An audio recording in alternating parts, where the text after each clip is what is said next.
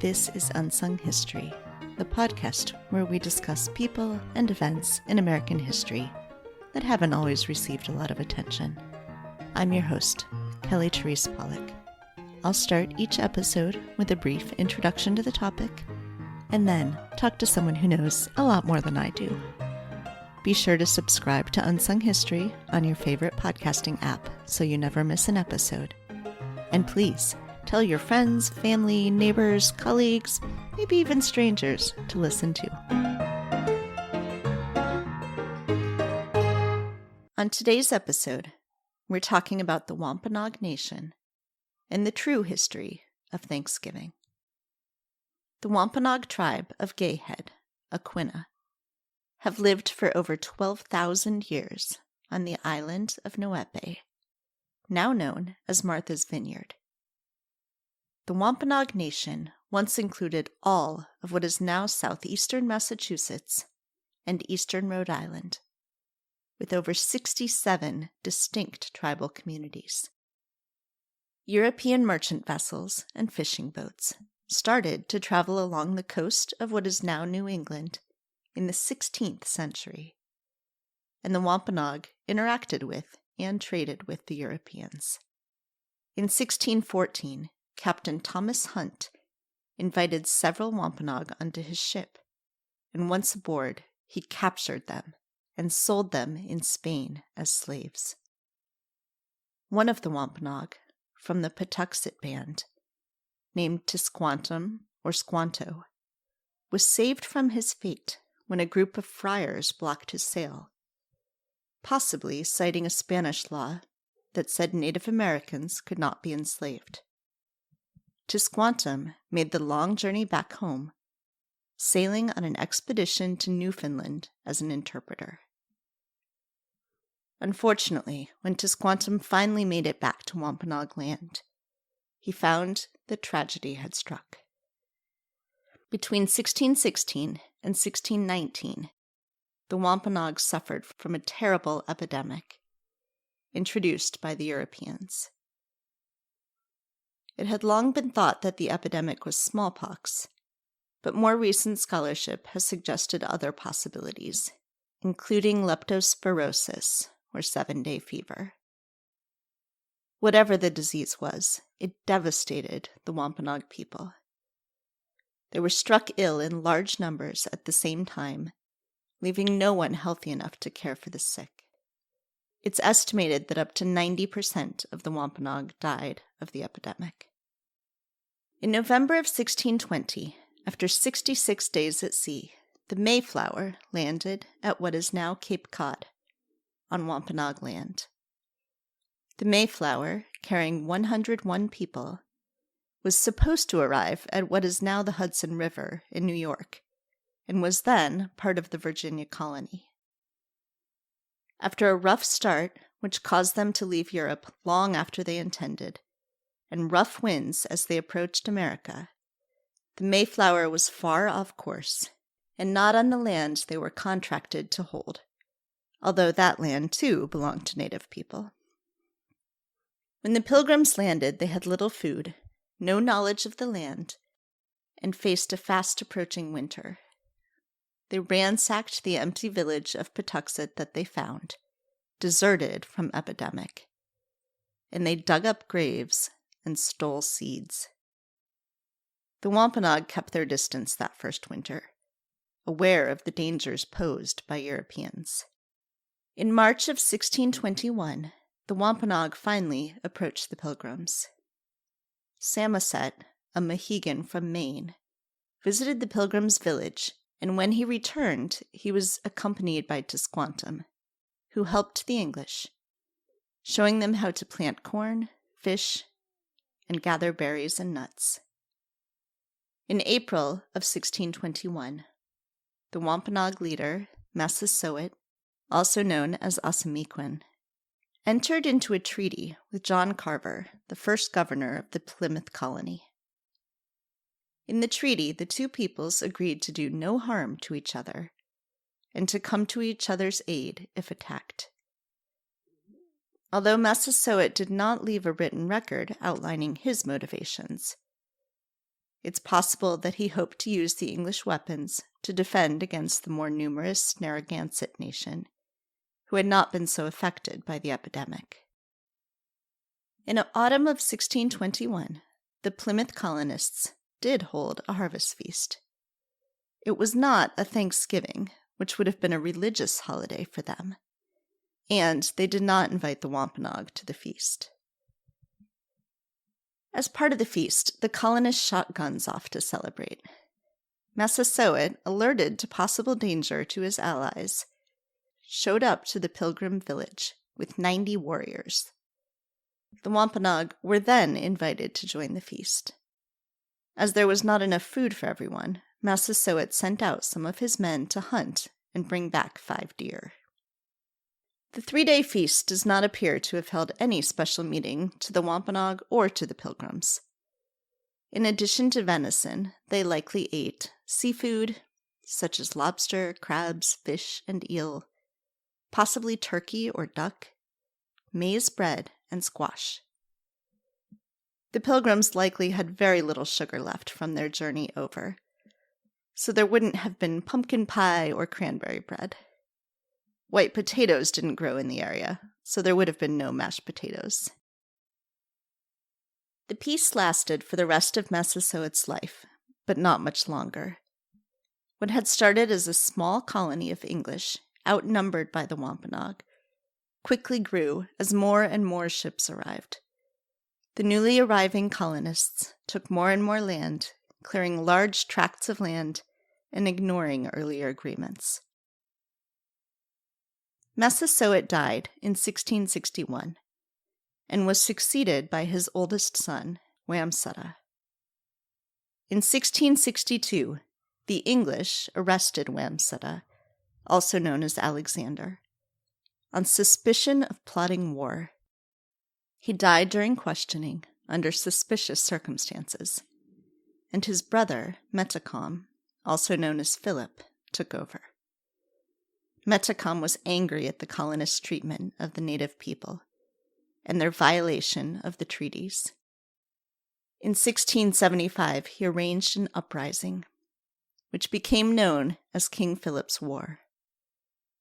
When the colonists were victorious in the war, they killed or sold as slaves many of the surviving Native Americans, even those who had surrendered on the promise of mercy. Thanksgiving didn't become a national holiday until 1863. Magazine editor and writer Sarah Hale had launched a campaign to establish Thanksgiving as a national holiday, starting in 1827. At the height of the Civil War, Abraham Lincoln finally agreed, in a proclamation encouraging all Americans to ask God to, quote, commend to his tender care all those who have become widows, orphans, mourners, or sufferers in the lamentable civil strife. In 1970, the Commonwealth of Massachusetts planned a banquet to celebrate the 350th anniversary of the landing of the Mayflower. They asked Frank James, also known as Wamsutta, an Aquinnah Wampanoag man, to speak at the banquet. However, when they learned what he was planning to say, the true history, they forbade his speech. Frank James would not give a speech that they rewrote, and instead he planned the first National Day of Mourning on Coles Hill in Plymouth.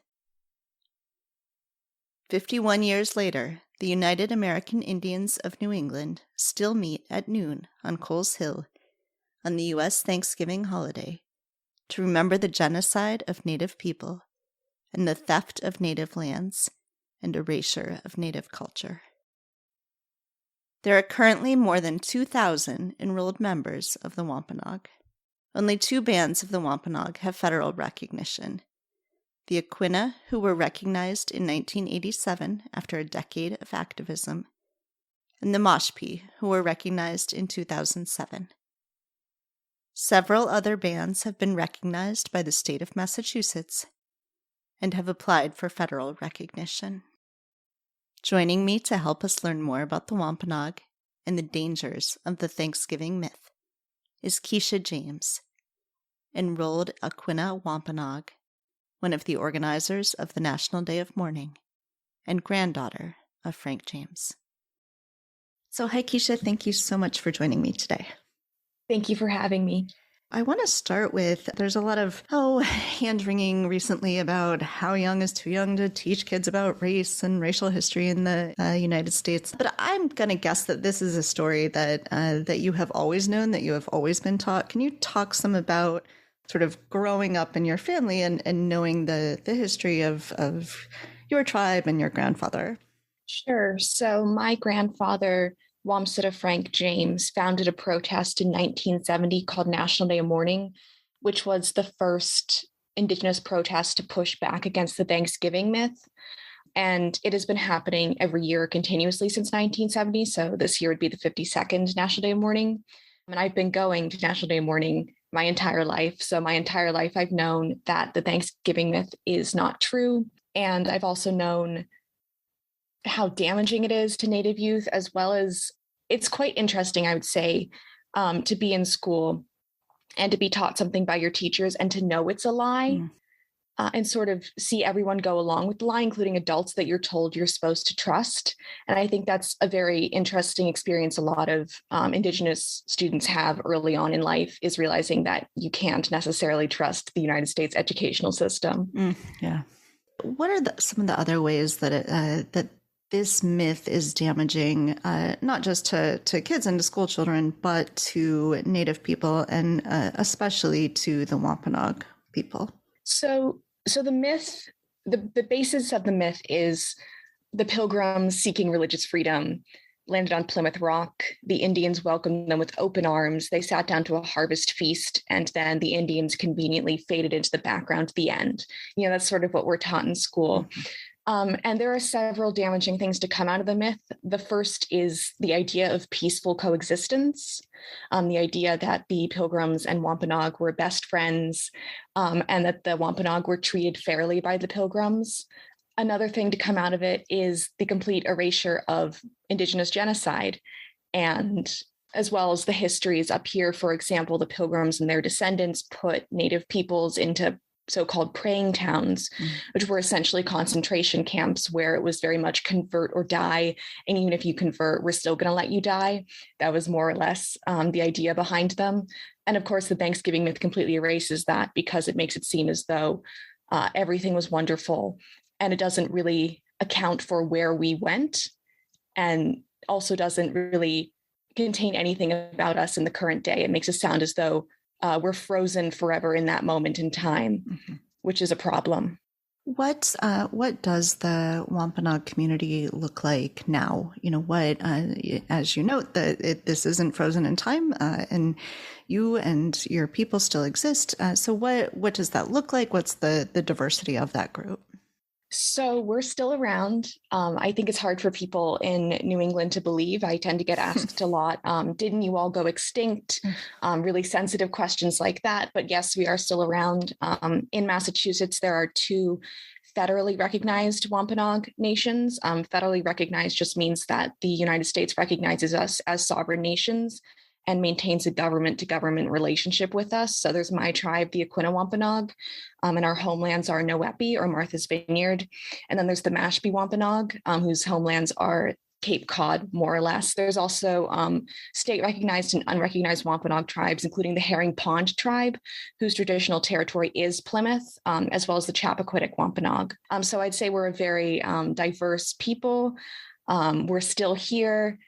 We may not necessarily look the way that Native peoples are often stereotyped to look, but you never know. You might have a Wampanoag neighbor if you live in Massachusetts. Yeah.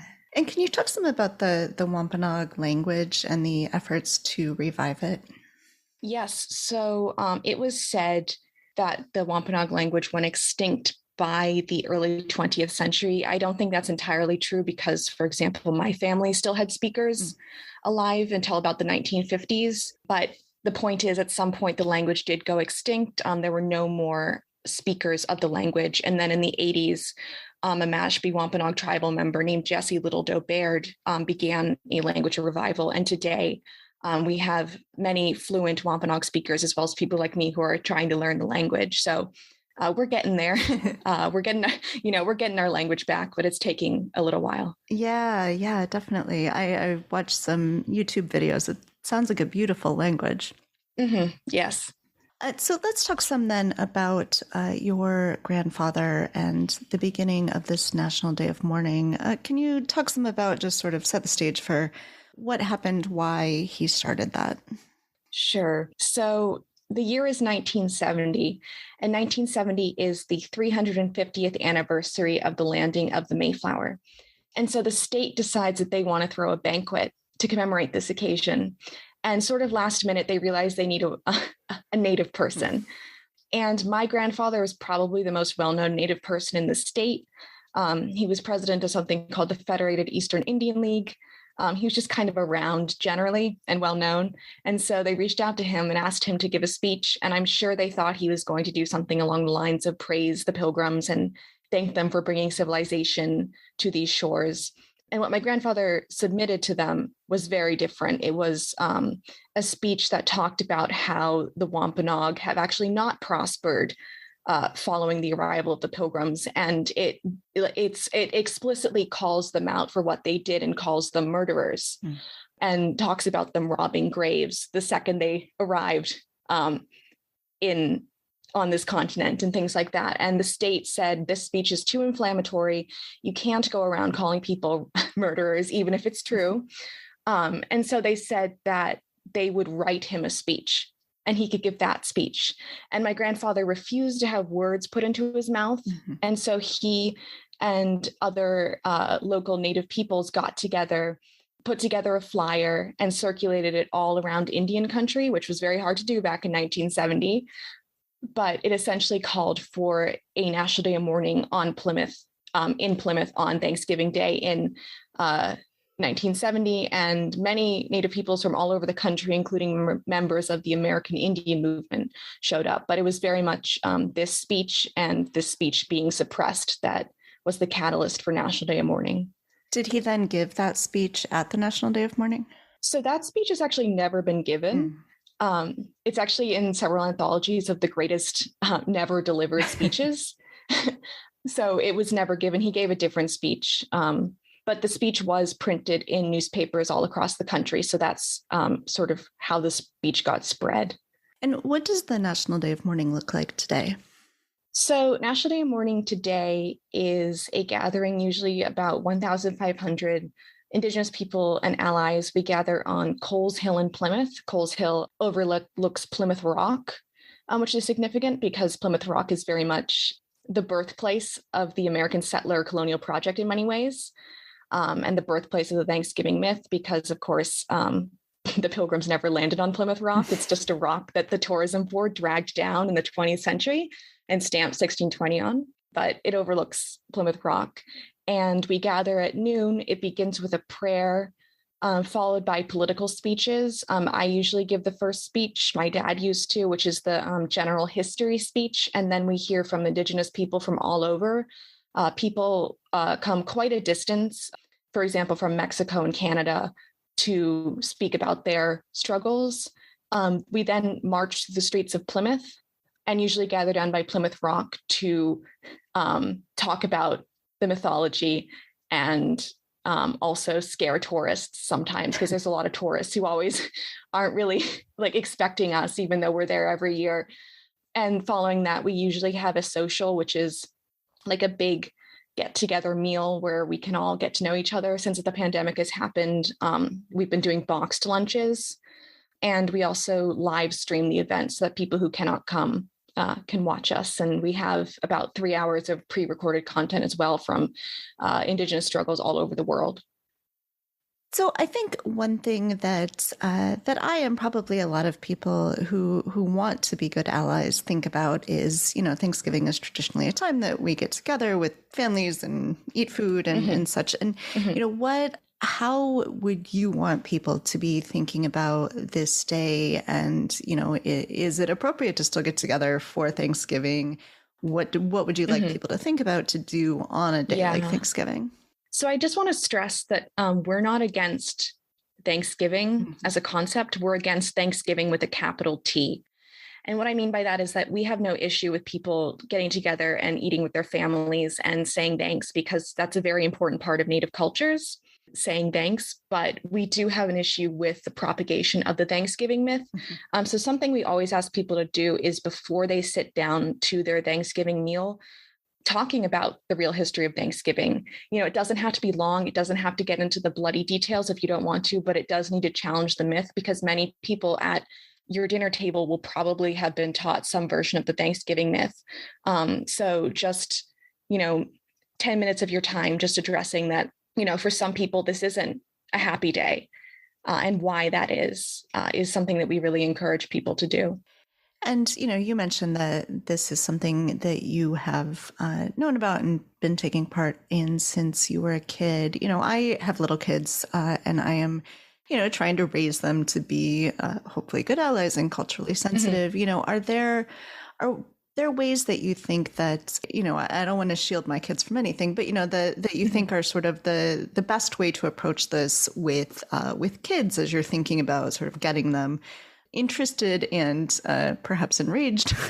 My kids get enraged about social justice pretty quickly, but how you might recommend sort of introducing these concepts to children.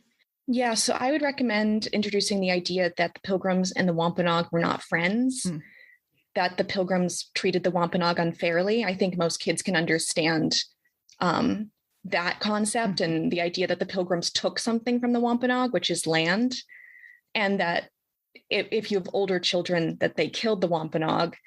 And I think also a great way to go about teaching kids is to look at the contemporary tribes in whatever state you're living in, and also the Wampanoag, and maybe go on our website. Every tribe has a website, and learn something about the tribe whose land you're on, and talk about the fact that Native peoples are still here. I think that's a really important thing to emphasize with children, so that they don't grow up thinking that we all went extinct. And then also, if your child's school does a Thanksgiving pageant, which a lot do, unfortunately, doing something about that, because it's really not acceptable in 2021 for children to be dressing up as Pilgrims and Indians and perpetuating what we know to be a myth. So those are all sort of resources you can share with your children. Yeah. And so we've been sort of talking about the myth and what happened after, but let's back up a minute and talk about sort of what happened before this supposed Thanksgiving dinner. That's sort of the other side of the myth, right? That the, the people who were here just sort of said, oh, wow, settlers, we've never seen people on a boat before. Yeah. So what was that relationship like between the Wampanoag and the English and other Europeans who were coming over before 1620? Yeah, so colonization did not begin in 1620, I think, is an important thing for people to realize. The English had been showing up for about maybe 40 years prior to the arrival of the Pilgrims. And their arrival began something called the Great Dying, which was Native peoples contracting diseases that they had never seen before and dying off in huge numbers, as well as sort of sporadic massacres of Native peoples. So that had been happening for about 40 years before the Pilgrims showed up in 1620. The Pilgrims did not land on Plymouth Rock. They landed in Provincetown, or what is today called Provincetown, where they proceeded to immediately rob Wampanoag graves at Cornhill. And it included food items as well as anything pretty they saw. And their own journals describe these actions. They were quite rightly chased off by the local Wampanoag, who were not thrilled that these people had shown up and started robbing their ancestors' graves. They then sailed across the harbor to Plymouth, where they were met by Massasoit, the great sachem of the Wampanoag Confederacy. And what a lot of people don't understand is that the reason why the Wampanoag saved the Pilgrims from starvation was largely due to diplomatic reasons. Because if you're Massasoit, you're living in the middle of the apocalypse. These pale people have started showing up on the shores, and all of a sudden, all of your people are dying off of diseases you've never seen before and going missing and being sold into slavery, So a new group has shown up, and you've seen what they're capable of, and you've realized that they're going to keep showing up. And so if you're Massasoit, you want to make an alliance with them. in a desperate attempt to save your people. And so that's sort of how the first interaction came about and why the Wampanoag saved the Pilgrims from starvation. And this dinner, this supposed Thanksgiving dinner, wasn't this sort of coming together, declaring we're one big happy family. No, it was also a diplomatic situation where the Wampanoag heard gunshots and kind of came over to see what was up and what was happening. And it turned into a meal.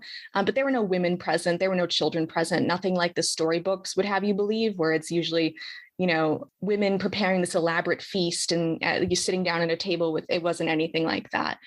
And it wasn't particularly friendly. It was, I would imagine, actually a little tense. And it wasn't called a Thanksgiving meal. The very first Thanksgiving was declared in 1637 to celebrate the massacre of over 700 Pequot men, women, and children on the banks of the Mystic River in Connecticut. So that's actually where the concept of Thanksgiving comes from. It comes from a massacre of Native peoples. So nothing like the Thanksgiving myth would have you believe. Yeah. So I want to ask too, you recently graduated from Wellesley College and you were able to give the land acknowledgement at the commencement ceremony. But can you talk a little bit about what went up to that and why that was meaningful? Sure. So Wellesley College is situated on the homelands of the Massasoit tribe, which of course is where the state of Massachusetts get its name from. Wellesley, like most colleges and universities in this country, is built on stolen native land. And it's not necessarily what is called a land grab university because the land it was built on was already previously owned by settlers. The land was nevertheless not acquired fairly and certainly involved the massacre of Native peoples to get to the point where the university could be built. And the college had not been very good on Native issues. We don't have any Native faculty. We didn't have many Native students. There's no Native American major or minor or studies classes being taught by Native people. So the land acknowledgement was a huge first step in beginning to repair the college's relationship with local Native peoples. And it was also a big first step because I was able to give it partially in Wampanoag, which was not exactly what the Massachusetts tribe spoke, but it's similar enough that if there are ancestors still present on the land, which most traditional beliefs sort of hold to be true, they would have been unable to understand me, which I think is a big first step as well in sort of healing relationships with the land. Yeah, if people are doing events and things and think it's important to do a land acknowledgement, do you have advice for how best to approach that? Yes. So the first thing about land acknowledgements is that it's not enough to just recognize that you're on stolen land. There has to be action items involved in the land acknowledgement. And it can be, we commit ourselves to learning more about Native history and then doing that. It can be we commit ourselves to getting to know the local tribe, forming a relationship with the local tribe and then doing that. And it also needs to include the correct tribes. I've been to a lot of land acknowledgements that have been very hastily thrown together, that have gotten the tribes' names wrong. And, I don't think that's really okay, especially when there are a lot of tools out there that you can literally input your zip code and it will tell you whose land you're on. Yeah. So I would just say be conscious about what you're doing and be careful about what you're doing when it comes to land acknowledgements, and understand that it's only a first step in a very long path to some form of reconciliation. Yeah. The other thing that you have done a lot of is put together a guide for people who want to buy from Indigenous businesses. You have a long Twitter thread on this. Can you talk some about that? And, we say a lot, like we should think about Native Americans at times other than November, but, how best to keep doing that and supporting Native American people? Sure. So the holiday season is coming up. So, buy from Native artisans. I put together the thread because I get tired of seeing non-Native people selling Native crafts because it is actually economically damaging to Native peoples. And I feel that morals should come before fashion sense. And so I wanted to put together a resource for people to easily have easy access to Native artisans, and also to make people aware of something called the Indian Arts and Crafts Act of 1990, which is, theoretically supposed to stop non-Native people from marketing their goods as Native American. So I would say buying from Native people is a great way to engage with us. I would say cooking Native food is a great way to engage with Native culture all year round. If you live near a tribe that has a powwow, you can go and respectfully spectate at the powwow. There are all sorts of cultural events always happening and all sorts of things always happening in many ways to engage with Native peoples.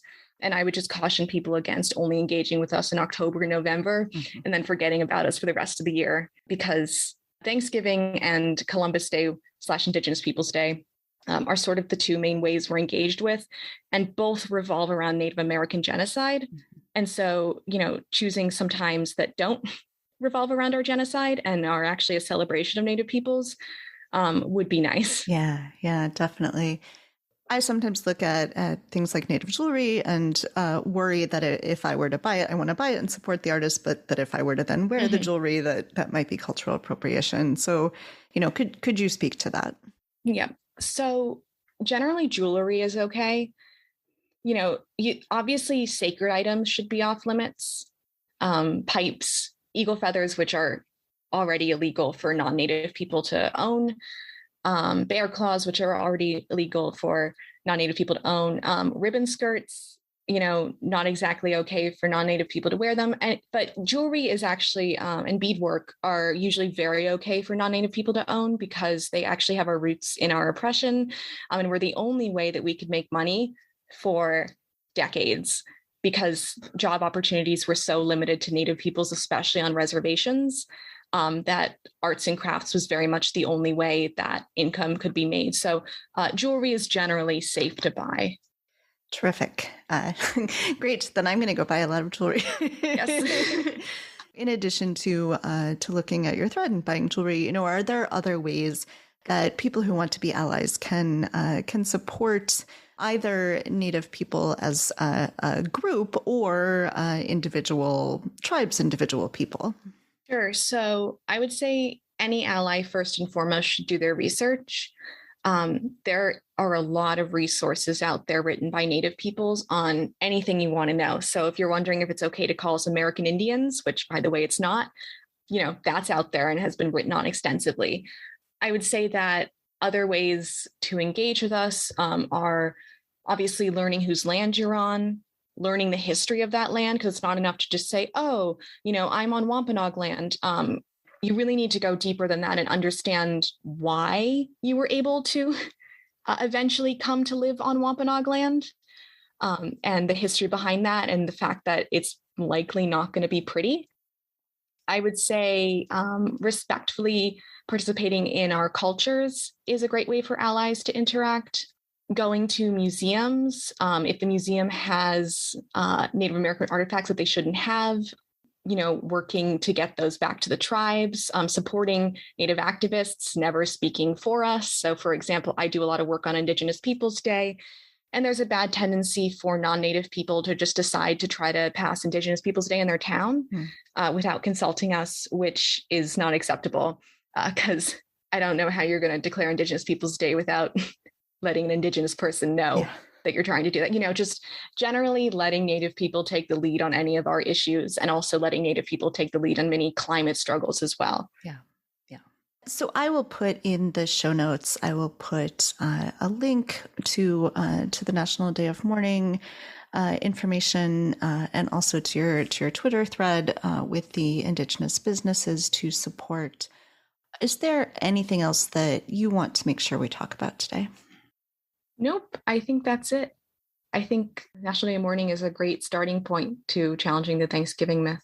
Yeah. Well, Keisha, thank you so very much for sharing your time and your knowledge with me today. And I really hope that people will check out the National Day of Mourning and will take the time on Thanksgiving Day to remember the true history. Thanks again for having me. Thanks for listening to Unsung History. You can find the sources used for this episode at unsunghistorypodcast.com.